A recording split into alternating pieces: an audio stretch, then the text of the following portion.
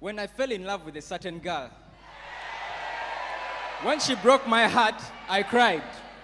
But I also remember crying when I failed to help get some street kids off the streets years ago before I ever became a leader. Yeah, I remember in my leadership, one of the ladies, she's called Sherry, she gives me a phone call. She was in her first year at university. And she tells me how her mom often used to call her and send her abusive text messages. And how her dad abandoned her. Why? Because she chose to transform her life from Muslim to Christian. And being the man of valor that I am, I encouraged her boldly. By the time I was done speaking to her on the phone call, she was filled with faith enough and courage to face tomorrow. But what she doesn't know to date is that I cried the whole time during that phone call. Yeah. And right now, she's seated right here in this auditorium, and she has a business. She's taking care of herself. She's paying her rent. And she's about to graduate without her parents.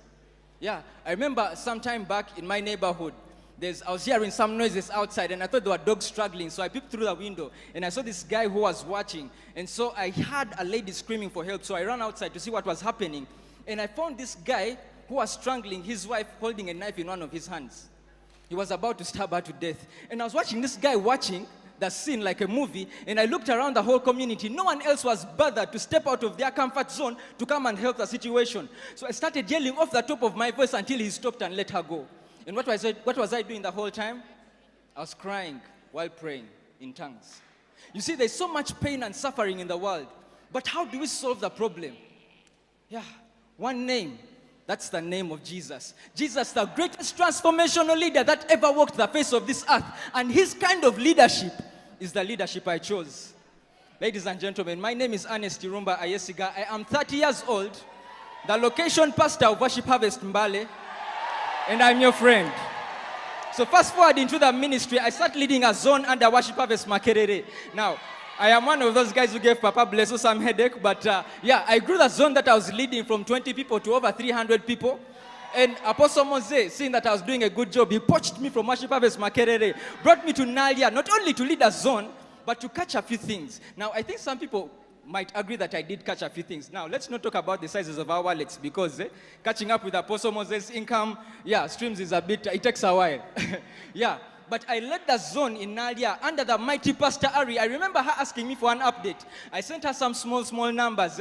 Let's just say the response she gave me transformed my life. So I grew the zone from 40 people to 450 people. In that same year, 500 people came to the knowledge of Christ. I have led in so many departments under Worship Harvest Naalya, the baptism department, the evangelism department, the hosting centers, the youth worship team, and so many other different departments. I can't list them for time would fail me. Yeah. And by the time Apostle Moses saw it fit to send me to lead Worship Harvest Naalya, a location that is far away, you literally have to teleport to get there. Yeah. I did not leave the departments in Naalya leaderless. I raised leaders who right now are skyrocketing those departments. Who are you raising as leaders? One of my greatest success stories is Pastor Nelson Natweta. When I was leading him in my zone, I sent him to a slum. And he went and preached the gospel to this drunkard who got born again, and preached the gospel to a lame guy who got healed. And they started small groups of fellowship, missional communities, and he taught them how to do business. These guys who are robbers, who are broke, they started taking care of their families. Yeah. And this same Pastor Nelson has been sent to Ivanda, another district that's far away. He's transforming that district as a location pastor with over 700 salvations right now. Who are you sending out as leaders? Rebecca Nantongo, who used to be a catalyst pastor at university, is now a zonal pastor in Worship Harvest Mukono Central. Yeah. Sir Henry and Pamela Makumbi became Worship Harvest elders under my leadership. They say that we teach what we know, but we reproduce who we are. Yeah. And fast forward to Worship Harvest Naalya, a location that was struggling. Yeah, I remember we had 4 hosting centers, and I think Apostle Moses, seeing that we're moving so fast for our brethren to catch up, he told me to pump the brakes. So I recalled 2 hosting centers back, maintained 2. So these are going to become locations before this year ends. Yeah.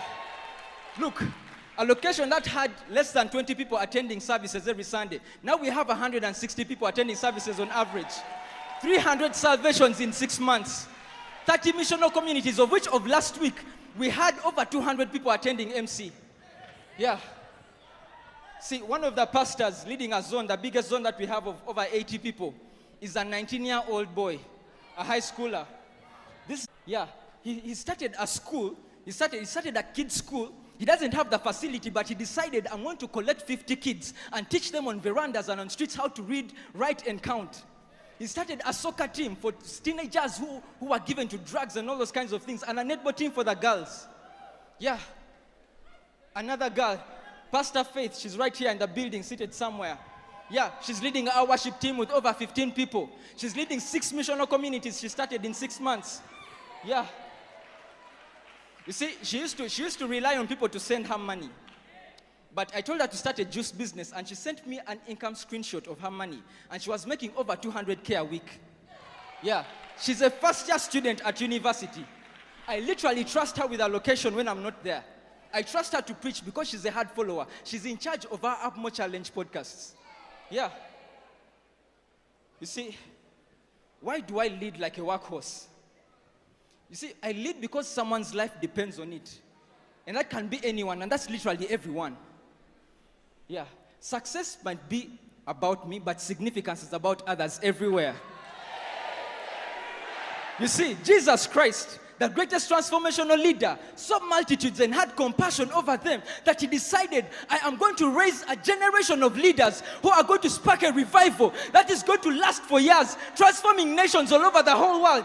And so I hope that you're not seated on your seat comfortably, seated on your packs and your wisdom, and refusing to render your life to the mission to raise 10 disciples, reach 100 people, and send them out as leaders who are going to transform our nations.